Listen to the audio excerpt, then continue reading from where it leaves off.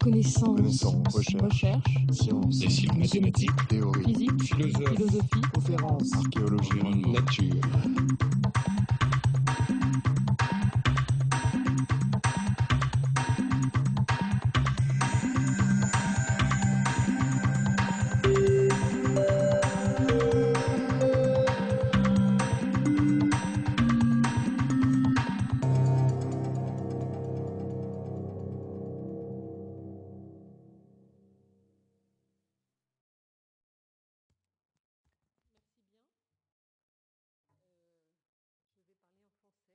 And I'll be speaking in French, very gently and very slowly, says the speaker. Thanks very much for this colloquium. I attended the previous presentation, and it was very interesting, very impressive, and quite obviously, I'm delighted to be able to have the opportunity of presenting this program, this presentation, focusing on unemployment or employment. Unfortunately, I haven't been able to attend the other presentations. My name is Annie Gauvin. I'm Director of Research and International Affairs bearing upon the Pole Emploi in France, and I'm going to be talking about public and privately provided counselling, long-term unemployment, lessons from a randomized experiment. I'm going to be speaking from the theoretical point of view, from the practical side of things, and then my colleague will be talking about the theoretical side of things. And I think there are a number of institutional inputs that need to be thought about trying to think about the context of this, which is basically, at the end of the day, it's economic and social policy here at play, and employment policy, bearing in mind that today in France, more than ever actually, we know that employment is a priority issue both for the government and French citizens. Now, I'm talking with my Pole employee hat on. I'm not talking from the standpoint of somebody with a nuts and bolts vision of things, but really from a theoretical standpoint, and which means that I bridge the gap, if you like, between the theorists and the practitioners. So I'm going to start my presentation by placing the backdrop, the institutional backdrop of the program. Then I'll be turning to what increased support for job seekers involves, what is the evaluation approach. That's the third bullet point. And then by way of conclusion, I'll throw open questions rather than closed questions, before handing over to Bruno. So the institutional backdrop of this program. It is behind us now for a very good reason, in fact. Quite simply, because the program for getting people back onto the labour market was implemented by the ANPE, the French Unemployment Office. It's the public employment office in France, and then UNIDIC. UNIDIC is the body which is responsible for rules pertaining to dispersal. So it's holding the purse strings, if you like, for dispersing monies to job seekers. When UNIDIC covers monies dispersed to half, if you like, the number of actual job seekers. In other words, those people who actually who appear in the official statistics of French National Unemployment Office. So only 50% of job seekers today benefit from unemployment benefit, and this latter is incumbent upon UNIDIC. So the evaluation period started end 2006, finished end 2008. It is there's an umbrella or tripartite accord between the state, the French National Unemployment Office, the ANPE, and the UNIDIC.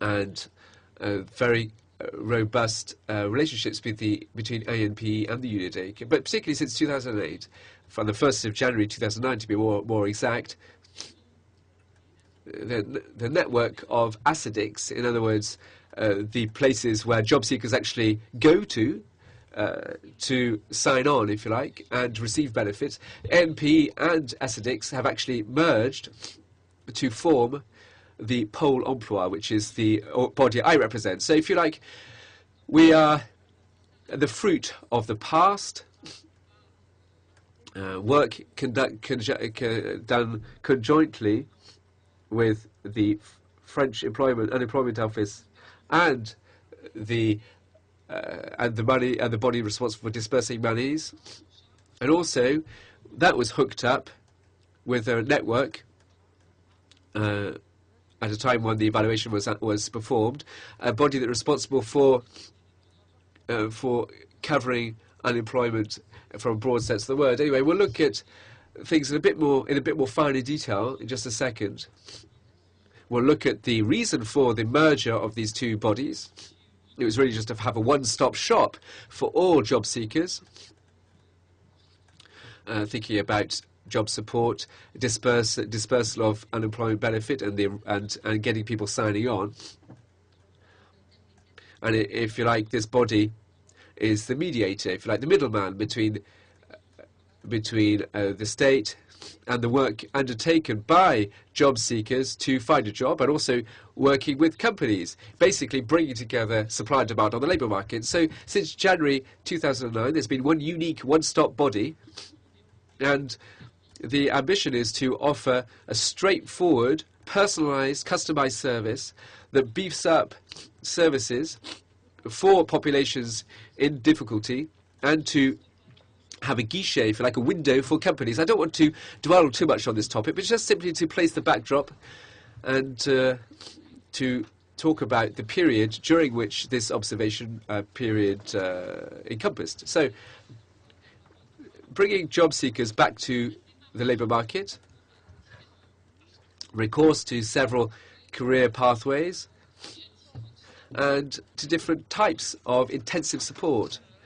Those 3 points remain our remit, and were even indeed extended, and I'll return to that point a little later on, because apparatus during the time of the evaluation involved, 80,000 people per year in support, in beefed up support pathways for finding a job, and will in the future encompass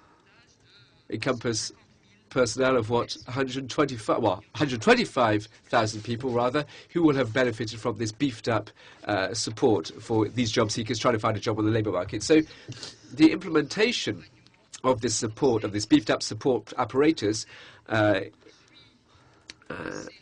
is following common trends perceived in other job-seeking bodies in some European countries, and in some countries further afield in the advanced economies, but also, in addition to that, other areas around the world. And these trends, I'd like to cite them. I think it's important for you to understand the strategy underpinning this program. The implementation of one-stop shops, i.e. places where everything is articulated from job seeking to an employment benefit, to optimize our efforts. We have very early intervention according to needs with profiling techniques and individual action plans. We have a customization of job seekers, follow-up of groups of job seekers with advisors and unemployment agency officers, because that's a guarantee for a better diagnosis and a better follow-up. We also have action plans based on accountability and rights, more than rights and duty, and that's very much articulated with our one-stop shop type of system. We have differentiated support depending on the type of job seekers, and we have a range of services to help people find jobs, to coach them, to train them, to offer them subsidized jobs. We also support business creation, and each job seeker is followed by a personal officer. So each agency officer has a portfolio which in the past was 250 job seekers per counsellor, but it wasn't customized. But now we have targets in terms of number of job seekers per portfolio of counsellors' officers. This is a rather complex issue which raised many arguments and debates with regards to the number of job seekers per portfolio. We also resort to external placement agencies. We know that in some countries, like in Australia, or closer to us in the Netherlands, this using external agencies can be for 90% of all job seekers registered with the job agency, or it can be more limited or more targeted, as is the case in Germany or in France. What did we learn from these so-called modernization approaches? Well, we learned rather traditional things, that the chance of finding a job shrinks as time goes on. Job seekers need to be very active and proactive. The job of the job agency goes beyond the just offering jobs available and goes beyond just making available a database. We also establish partnerships. We have relationships with social benefit agencies. We also have a role to fight against the selectivity of the job market.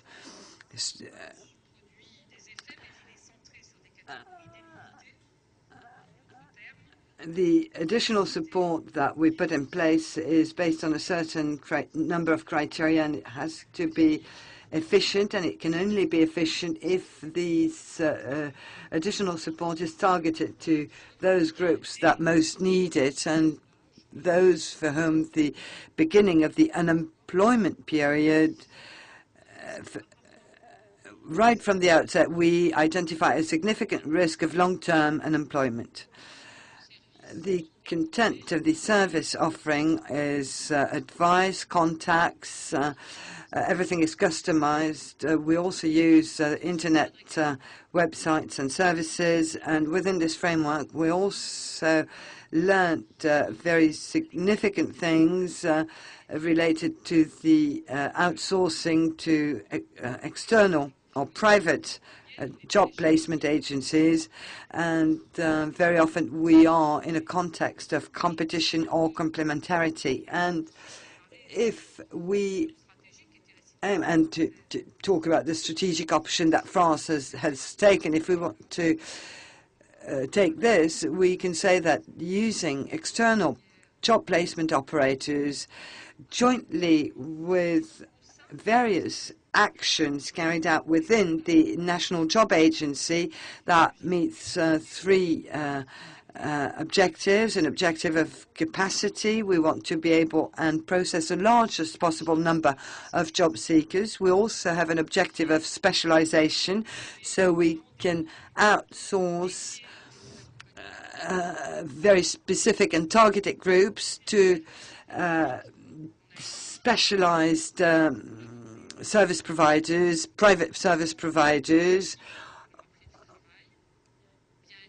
And we also have an objective of innovation or simulation between the national job agency and private operators. Now, if you look at the French situation, which used to be in place between 2006 and 2008, i.e. the period of time when the program was implemented, you look at the graph, which is in gray, the bottom curve. These are job seekers for all sorts of jobs, for people who've not had any short-term activity. That's the period ranging from December 2006 to December 2008. and that was a period when unemployment was decreasing.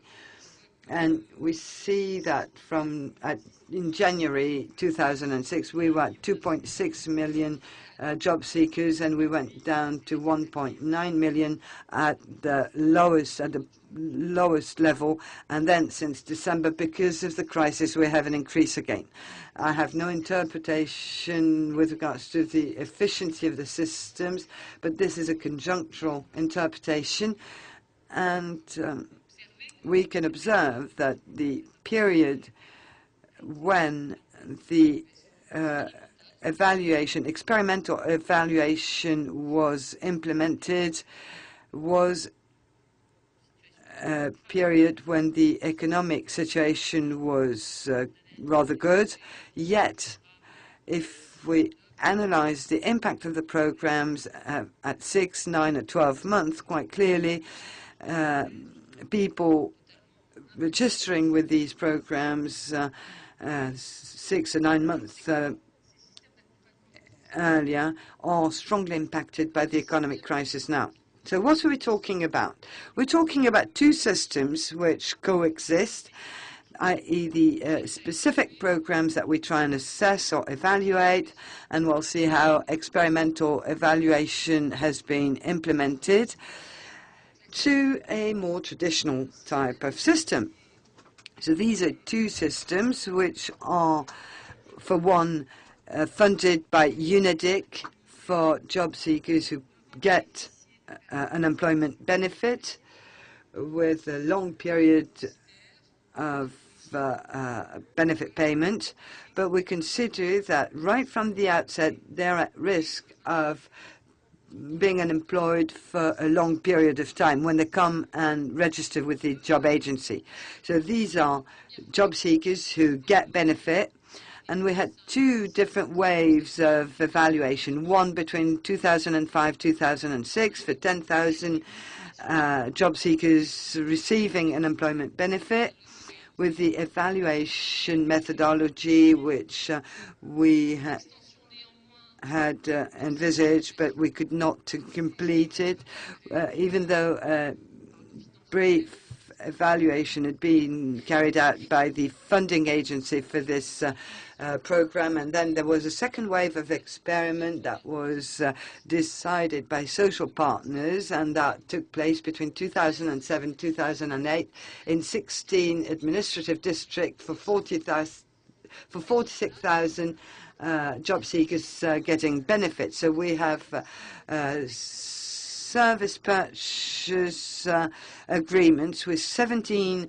external job placement agencies or private job placement agencies. So the system involved 41,000 job seekers per month. We also provided coaching to smaller numbers of job seekers. So we had 3-month intensive coaching for job seekers who were regularly unemployed. We also had a specific system for senior job seekers, and we had a specific coaching for job seekers who wanted to start up their own business. So these were specific systems, and that was funded with 55 million euros per year. Then we had the new job seekers recently filing it with the National Job Agency, and who were at risk of being unemployed for a long period of time. And the idea for UNIDIC was to make savings to speed up the process for them to get back to work and to stop getting benefit. So the objective is to get a permanent or temporary job contract for at least 6 months with a minimal number of working hours per month. So we wanted customized coaching with a 1-hour personal coaching per week, regular meetings with one coach recruited from external private job placement agency, and then a follow-up after they'd found a job. And there was a principle of payment based on results. So it was, if they attended coaching, they would receive 1/3. The UNEDIC would pay 1/3 of the entire lump sum. And if the job seeker was finding a job, the UNEDIC was paying another third. And if there was follow-up afterwards, there was the third part of the money. So we had an experimental benefit that was developed as from 2006 in the 6 administrative regions for a duration of 6 months. It was implemented by the teams of civil servants working with the National Job Agency. The objective was to speed up the return to the job market of those job seekers that had the highest risk of being unemployed for a very long term. And what's very important is that this program, this system, is for job seekers who perceive a benefit, but also for those who don't get any benefit anymore. The coaching is more intensive and customized, with a weekly interview, with the payment of additional benefit like professional skill assessment and all sorts of other personal assessments. There was a confrontation to the job market and incentive to have job seekers to apply for certain jobs. You have a map here showing where the system was implemented. What we're talking here are the dots in green and red for the specific coaching I was talking to you about earlier on. So these are 300 local agencies that were concerned and included in this experiment, 300 local job agencies or job centers. That's 1/3 of the overall network. So that's 1/3 of our agents who were involved in this experiment. Here you can see the framework for this specific individual coaching.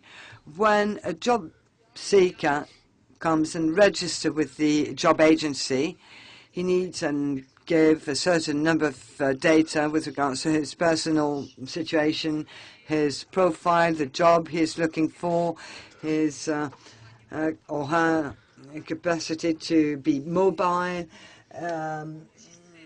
All this data are entered in a computer, and we work out a statistical level of risk. So that's profiling, sort of. And this is done when the job seeker comes and registers with the ACDIC, which is the unemployment benefit agency. Then there is the first meeting with the job advisor, job agency officer, and the job agency officer matches this potential risk score with what he gets from the interview and confirms the positioning of the job seeker in a category, and then based on that build an individualized program based on various criteria like family variables, mobility variables, other variables which are not very obvious in the computation of the statistical risks.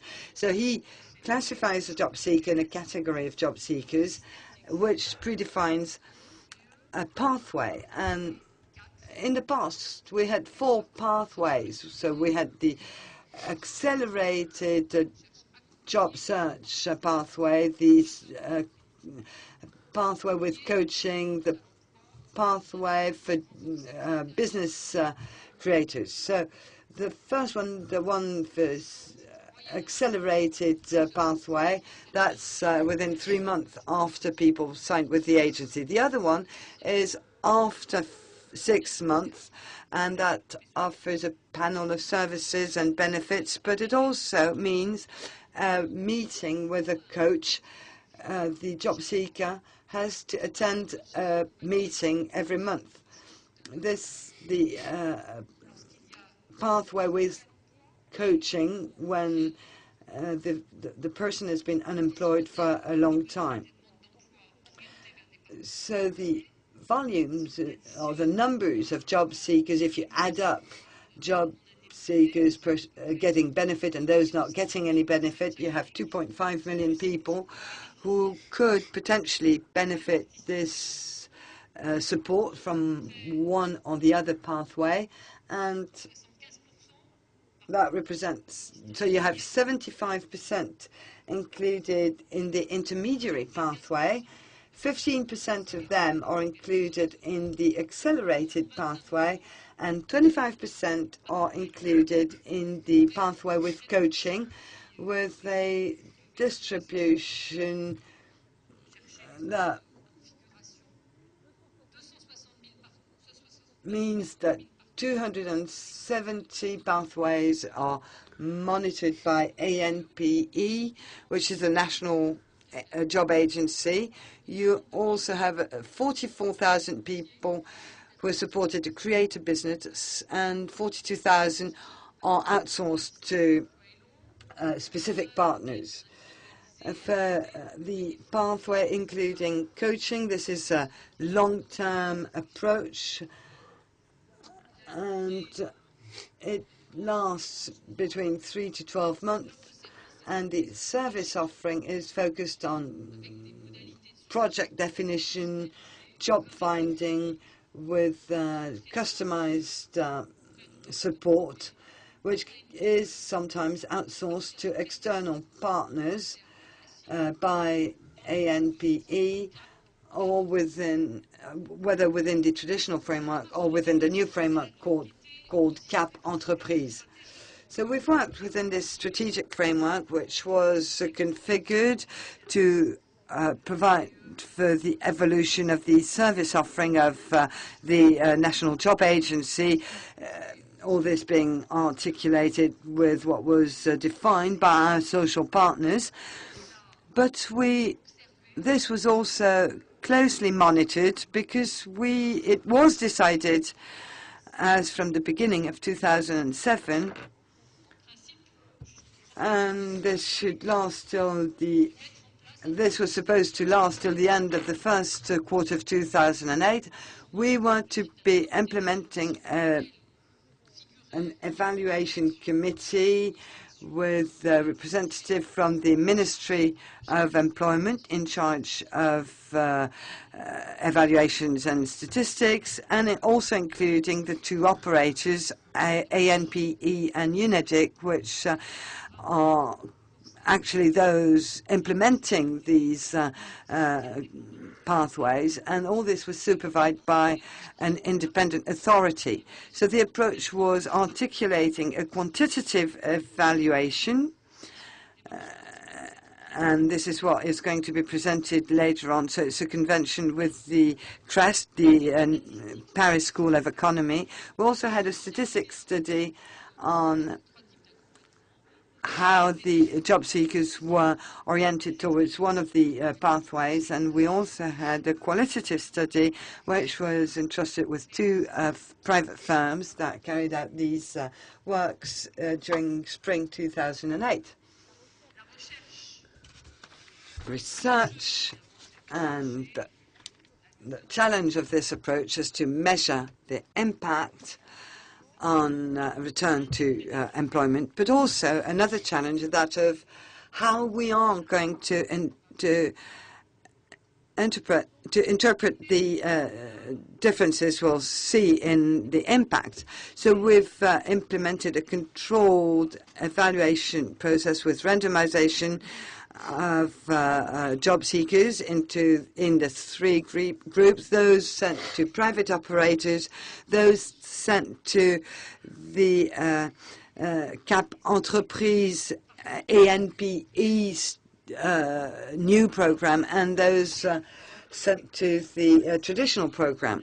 And the evaluation was possible thanks to a cohort tool,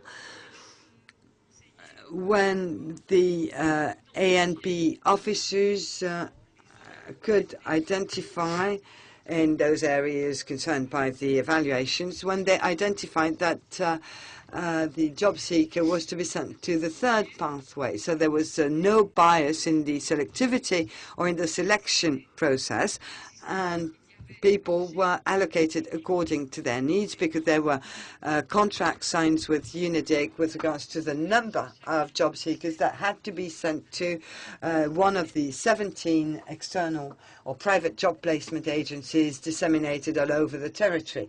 So a few words of conclusion, because I think I was long enough, and I guess you want to have a better understanding of the methodology. So conclusions from the operator's perspective. So the operator for everything which is related to assessment and evaluation, but also for everything related to operational matters. So one of the learning points was to work on the setting up of randomized groups of job seekers. So as I said, we used the computers of the job agency officers when they had their first interview with job seekers. And one question was very important. That was the need to get unemployment agency officers to be very much involved in this approach, because they had to do something. They had to implement this tool to randomly select a cohort, and their professionalism that consists in indicating the most appropriate services to job seekers, so they consider that they have the competence, and they consider that it's not an automatic system that will ever be capable of doing their job in their place. And there was a counterintuitive type of approach for any officer working with the job agency, and that was to send job seekers to private operators, which were regarded as being competitors to the public services. So this new organization, which was what we needed for the evaluation, you can easily see the difficulty that can lead to in terms of ownership of this approach on the job agency officers' side.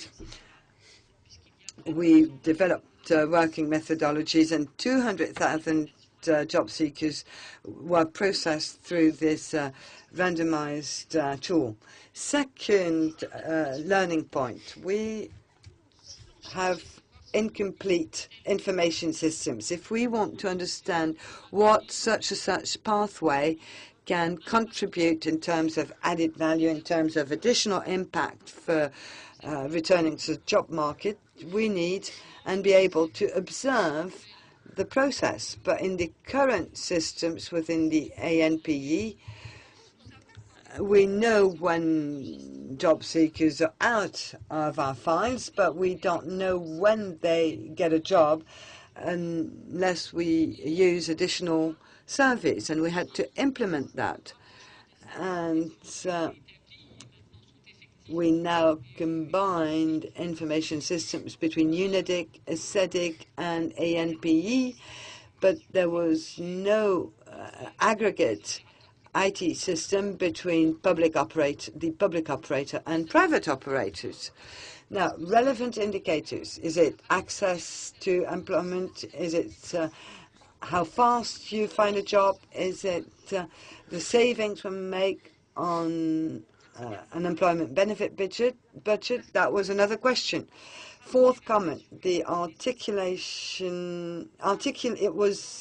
We needed to articulate the work there, because when you have qualitative results, you need to be in a position to provide interpretation of these results. And that's a very significant point, which is very much argued at the moment, given the very nature of the results we obtained. But the idea is that we probably need and find an articulation between the economic rationale and the rationale around the various pathways available to help people find a job. This articulation is very important because we need to be in a position to understand the very nature of coordination implemented between the various operators. We need to understand the skills of job agency officers. We need and be able to analyze the effect of local markets, the effect or impact of the dynamic on the job market, all these economic rationales being impacted by all these dimensions. And third, important element is that this was the first initiative launched by UNIDIC. It was the first time it was outsourcing to private operators. So one question that we always have for this type of evaluation with regards to a macroeconomic context is that some people find jobs more easily, and this is sometimes due to the fact that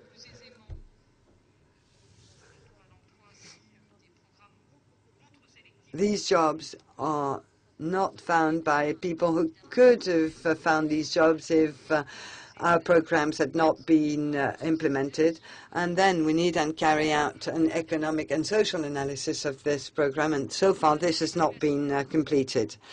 So the challenges of the challenge for this evaluation was a major challenge for ANP and the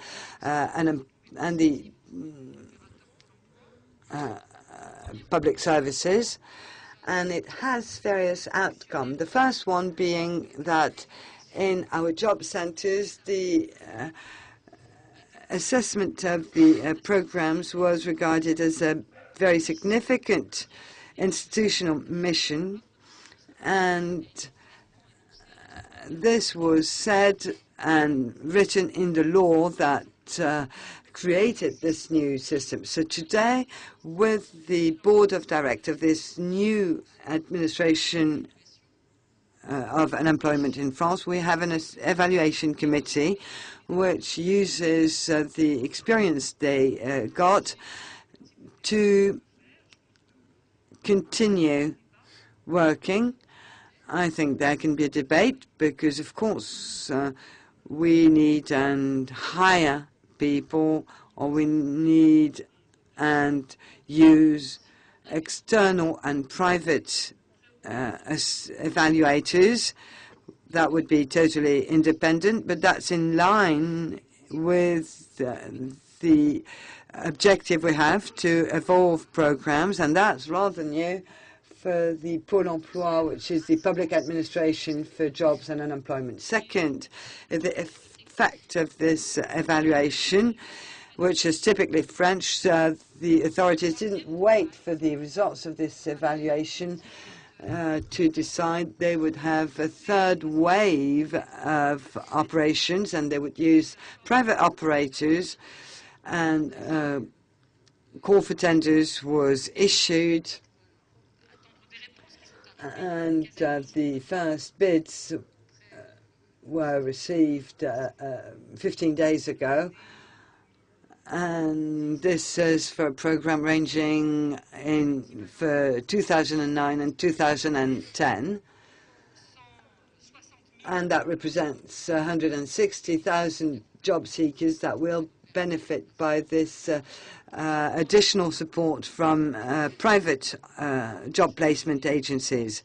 When the operations are over, and this is something we should be doing in September this year, we will have an idea of a new approach, and will be in a position to better evaluate the qualitative and quantitative outcome of this new wave of a program to use external job placement agencies in France. Thank you very much. So, good morning. Thank you very much, Esther, for inviting us here, Annie and myself, inviting us to present our works, our findings. Now, we're a team of, well, we're a research unit made up by Luc Bayel, Marc Bergon, and myself. So we're all three of us affiliated to this Poverty Action Lab, and we've conducted conjointly this research that Annie has just presented to you. Now, the way that we perceived this program, okay, Annie has gone into the finer detail and drilled right the way down to the content of the program, but for us, the way that I can describe this in summary remarks would to say that, well, the mainstream portfolio of ANPE advisor involves 120 job seekers. One or two of them are very much, risking actually long-term unemployment, and so for these people, it's very important that they benefit from particular tailored support. So what we were particularly interested in was the cap vers l'entreprise and operateur privé de placement. These followed the same logic, overriding rationale, beefing up resources for these job seekers.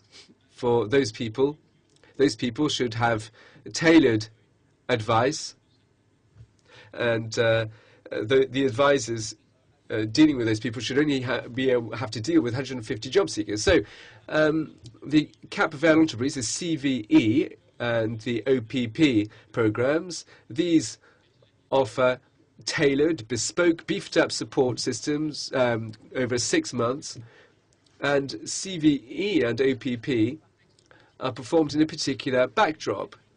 The progressive opening up to the private sector of processing job seekers. And the main distinction between CVE and OPP is that the incentives provided to people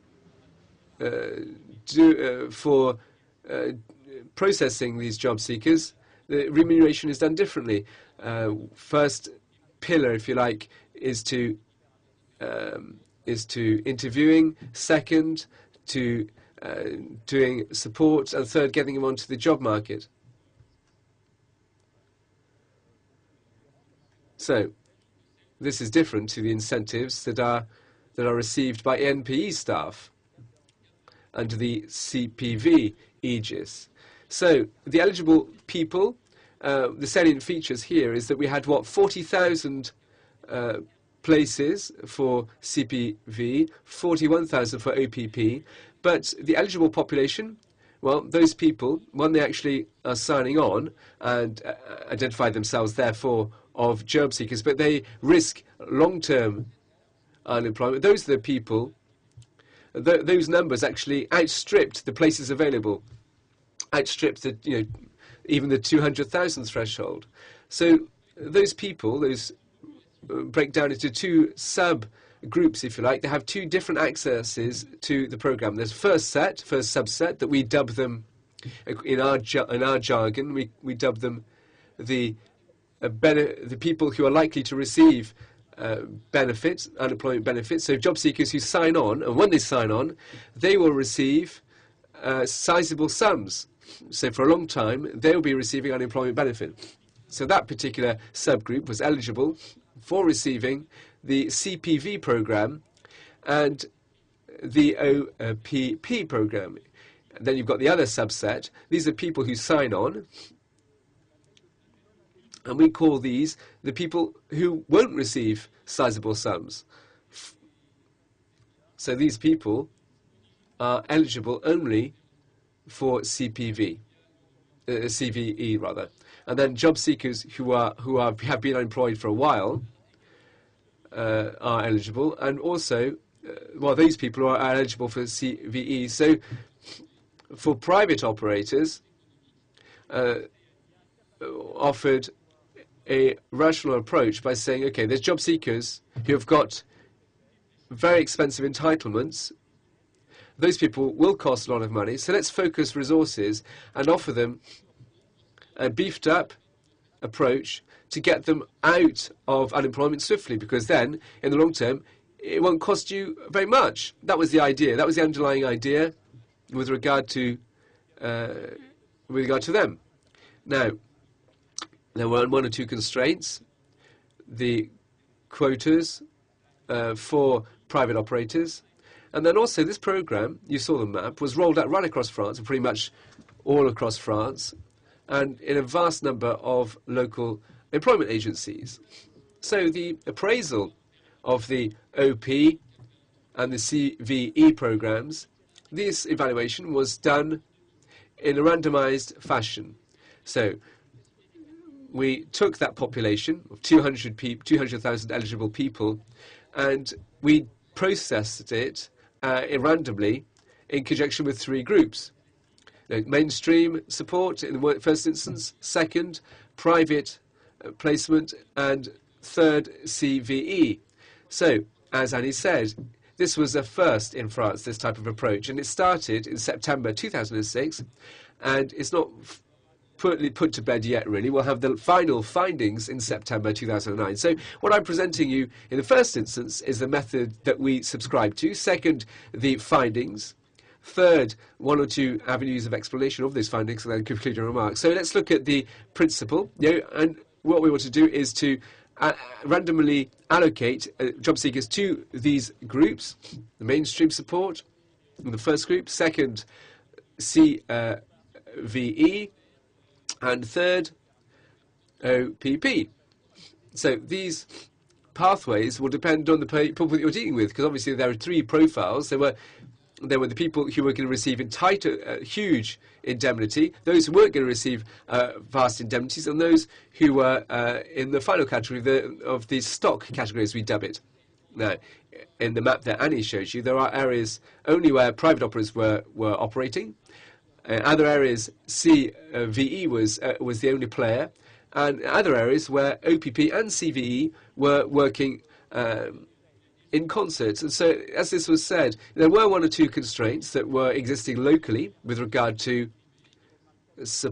job seekers, a basin, if you like, of job seekers for these three avenues. So, towards the CVE and for the OPP, obviously, we wanted to have job seekers to actually fill the places that were made available in order to make the study fruitful. So what we did, in the end of the day, was a bit out of balance. I'd put the figures here, 7.5%, and 85%. Those are the likelihood of individuals in an area where OPP and CVE was developed simultaneously.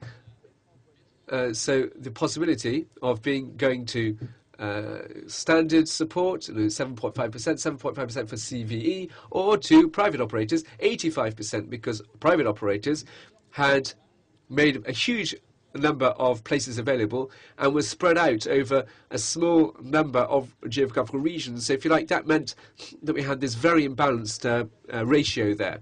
Now, the people that were sent then, these job seekers that went through that apparatus that Annie mentioned, huge numbers, more than 200,000 people actually went through this apparatus. So when you think about randomized standard evaluations that are generally performed, here we're talking about numbers that are vast. Generally speaking, randomized evaluations are performed rarely more than 10,000 people. So 200,000 people is really way above that. So why so many job seekers went through this apparatus? Well, two reasons. The first is because I said previously the experimental design wasn't very effective. It would be more effective to said one third. That was what would have enabled us to have had the best accuracy of understanding, and perhaps needed less job seekers. And also we had the feeling that in order to be able to detect some impact, well, you need to see incremental, tiny little impacts. And so our idea was the effect of this program was vast as that. I mean, sometimes you have top of mind the fact that programs which are appraised by developing countries, that's one thing. But our idea in France was that for job seekers, there's a huge proliferation of programs made available to job seekers. In fact, there's a glut rather than a dearth of such programs. And so the effects weren't necessarily easily visible. So that's why we wanted to have a vast number of people to go through this apparatus. So that's the experimental design that we use. So this corresponds to the situation where there's two groups, two subsets, and here the control group. So people were allocated randomly to one or the other. But the OPP and CVE support, those aren't mandatory. People were offered the opportunity of signing on to the program, but up to them whether they accept or don't. Some people who are offered this, sometimes these people are on the point, on the brink of signing an employment contract. So, if you like, they might not wish to enter into the process. So that wouldn't be of much interest to these people ready to sign an employment contract. So the people sent then to the private operators, that can be broken down into two subsets: those people who are going to enter and those who aren't going to enter the program. So our strategy, which is frequently used, was to randomly allocate here in the treatment group and control group various individuals. Then we'll track those individuals, all the control group individuals and all the the treatment group, independently of whether they accept or decline the opportunity. And this differential between these two subsets will be normalized, if you like, by the ratio of individuals that have gone here, which means that in total, the parameter that is of interest to us is this people here, the people, obviously, who signed on the dotted line to be part of the process in the treatment group. Now, obviously, if we'd done an appraisal without using this randomized approach, then all those people we wouldn't have. And the evaluation would only be performed by comparing the entrants, if you like, and then the non-entrants. So you talk about the people who decided to enter the program and those who decided not to enter in the process. So if you like, the methodological approach of the implementation of this randomized process involves setting up this control group, this randomized control group. There you can see it on my diagram. So the overall goal was to measure the impact of the average return to jobs. What was of interest to us was a kind of a value-added notion. So what we wanted to compare the situation of people who entered into the process with those in the situation they would have been in had they not signed on to the program. So for people who enter into the private operators program, what was of interest there was to measure their job situation, if you like, and compare that situation to a situation which wasn't observed. And this latter was, what would their situation have been had they not entered into the OPP process? So what we did separate analyses, OPP and CVE analyses, done distinctly. So we evaluated the OPP and the CVE performance differently. So for an individual, we look at his situation when he benefited from an OPP program and compare it to a situation to if he had benefited from a standard regime. And the same thing for CVE, compared with the situation of a beneficiary of CVE with the situation he would have enjoyed, or not enjoyed rather, had he not been part of the process. And that was done in a variety of different backdrops, depending on the geographical area. There were some areas where there were only OPPs, some areas when there were only CVEs, and then there are areas, of course, when there are OPP and CVEs as well. So different set of circumstances for rolling out the program, and then different target publics. For CVE people, so the people receiving a lot of unemployment benefit, the people who won't receive very much employment benefit right from the outset, and the stock, if you like, those people who have been unemployed for more than 3 months. So we do 3 different appraisals based on those 3 target populations. Then for private OPPs, basically we looked at the people who are enjoying sizable job for unemployment benefit. So there's another question here. It's great to look at the protocol, the experimental protocol, and make sure that this latter is properly applied. So that was the work that was done with the support of the ANPE and the putting together of the apparatus, which makes it possible to randomly allocate people to the various three groups. And then there's a second core question, was that of tracking these individuals over time, because there's no point in doing this experimental protocol if in the second instance we're unable to set up a tracking tool which would be relevant and pertinent. So we focused mainly on the issue of getting people back to jobs, because obviously there are a vast number of people who went through the apparatus, more than 200,000 people. Those 200,000 people, you have to track them. So 200,000 studies costs a lot of money, so we couldn't fund that solely. So we basically find ourselves to administrative data stemming from the NPE, which was a statistical file which tracks the pathway of people when they're on the labour market. So these are exhaustive data, and these are quality data, because when people come out of unemployment, they don't generally tell you how they got out of unemployment. People go back to jobs, to the job market. People who actually leave the labour market. People maybe stop because they go on training. People stop because they become ill. A whole batch of reasons for which people actually disappear from unemployment agency statistics. So we ran a study, generally speaking, it's about five years. And what's of interest to us is return to jobs. Well, basically we want to know if people have left unemployment to actually enter into employment or for any other reason. So that's really important to understand. So for those people who are no longer looking for a job, we carried out a very short telephone interview, so we managed to target a very large number of individuals to understand why they were no longer looking for a job. So in total, by doing that, all individuals going through the system, well, we know for almost all people, we know their situation when they're no longer registered as job seekers, and there is just 10% of people for whom we don't get the information. There is another study that was carried out by DARES that provides a wealth of useful information that give us information about the services offered and the quality of services offered by public agency or private operators, but the response rate was only of 50%, so it's a bit difficult to give an interpretation of the results.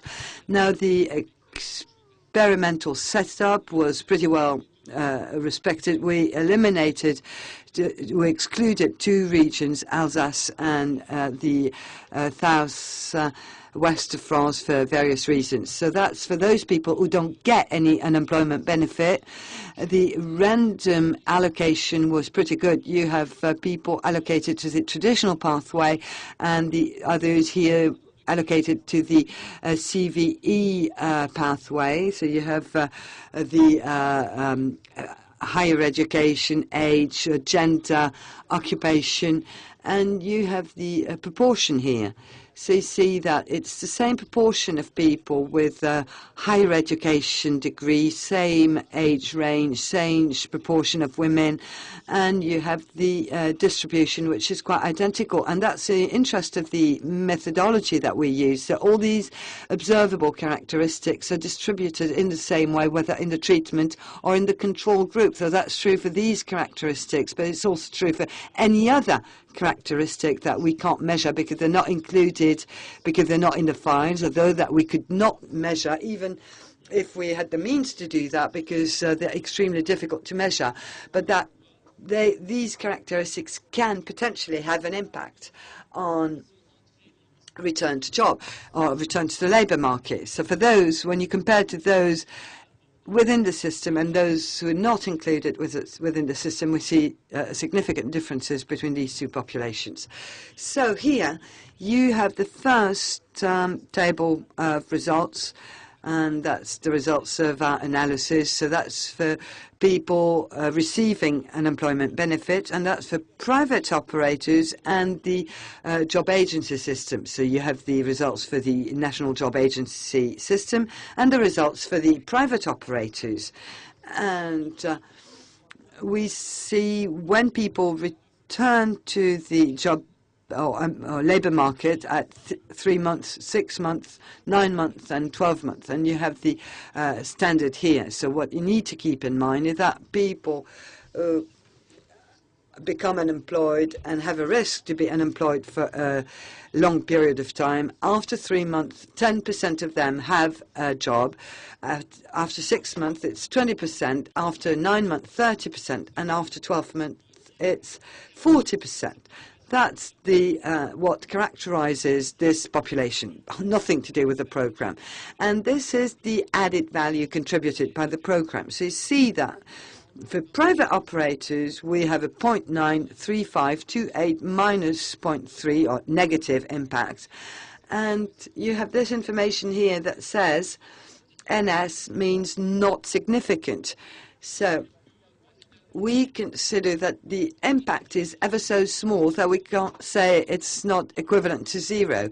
And this is an information of great interest to us.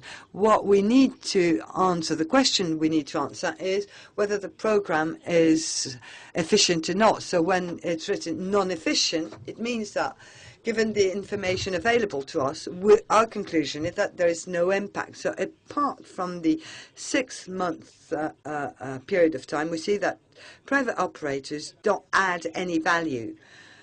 And this is the National Job Agency system. And you see that this program contributes a very significant added value, plus 5.3, plus 6.3, etc., for the different timelines. And we have stars here to show that the effects are different from zero. So from a statistical standpoint, we accept that there is a difference here.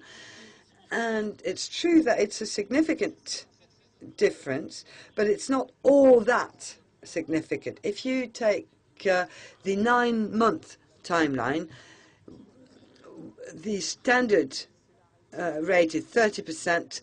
We go to 36.3%. That's not all that significant, and this is why we wanted to have a large number of people included in the program, because we could measure even small variations.